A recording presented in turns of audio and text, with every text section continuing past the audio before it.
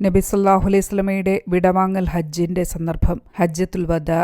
മക്കയിലെത്തിയ Saad റളിയല്ലാഹു അൻഹു രോഗബാധിതനായി കിടപ്പിലായി. തന്നെ സന്ദർശിക്കാൻ വന്ന നബി സല്ലല്ലാഹു അലൈഹി വസല്ലമയോട് അദ്ദേഹം ചോദിക്കുകയാണ്, അള്ളാഹുവിന്റെ റസൂലേ, എനിക്ക് സ്വത്തുണ്ട്, ഒരു മകളെ അവകാശിയായിട്ടുള്ളൂ, അതുകൊണ്ട് സ്വത്തിന്റെ 2/3 ഭാഗം ഞാൻ സ്വതക്ക ചെയ്യട്ടെയോ? നബി സല്ലല്ലാഹു അലൈഹി വസല്ലമ അരുത് എന്ന് പറഞ്ഞു. എന്നാൽ പകുതി നൽകട്ടെയോ എന്ന് ചോദിച്ചപ്പോൾ വേണ്ട എന്നാണ് നബി സല്ലല്ലാഹു അലൈഹി വസല്ലമ പറഞ്ഞത്.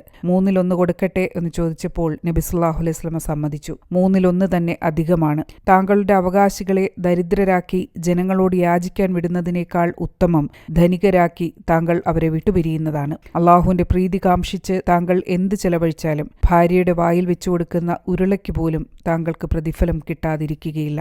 അന്ന് അദ്ദേഹത്തിന് ഒരു മകൾ മാത്രമേ ഉണ്ടായിരുന്നുള്ളൂ എങ്കിലും പിന്നീട് അദ്ദേഹത്തിന് കൂടുതൽ സന്താനങ്ങൾ ജനിച്ചു. ഒരു ദിവസം റസൂൽ സല്ലല്ലാഹു അലൈഹി വസല്ലമയുടെ സദസ്സിലേക്ക് സഅദ് റളിയല്ലാഹു അൻഹു ദൂരെ നിന്നും നടന്നു വരികയാണ്. അത് കണ്ട് റസൂൽ സല്ലല്ലാഹു അലൈഹി വസല്ലം സ്വഹാബികളോട് പറയുകയാണ്, സ്വർഗാവകാശിയായ ഒരാൾ ഇപ്പോൾ നിങ്ങളുടെ മുമ്പിലെത്തും. ആ ഭാഗ്യവാൻ ആരാണെന്ന് എല്ലാവരും 4 ഭാഗവും നോക്കുകയാണ് ജിജ്ഞാസയോടുകൂടി. അതാ സഅദ് റളിയല്ലാഹു അൻഹു കടന്നു വരുന്നു. പിന്നീട് ഒരു അവസരത്തിൽ അബ്ദുല്ലാഹിബ്നു അംർ ഇബ്നുൽ ആസ് റളിയല്ലാഹു അൻഹു അദ്ദേഹത്തോട് ചോദിക്കുകയാണ്, താങ്കളെ ഈ മഹാഭാഗ്യത്തിന് അർഹനാക്കിയ കർമ്മങ്ങൾ എനിക്ക് പഠിപ്പിച്ചു തരണം. അതിന് മറുപടിയായി അദ്ദേഹം പറയുകയാണ്, നമ്മളെല്ലാം ചെയ്തു വരുന്നതിൽ കവിഞ്ഞ് ഞാൻ ഒന്നും ചെയ്യുന്നില്ല, പക്ഷേ ഒരു മുസ്ലിമിനോടും എനിക്ക് വിദ്വേഷമോ വെറുപ്പോ ഇല്ലെന്ന് മാത്രം.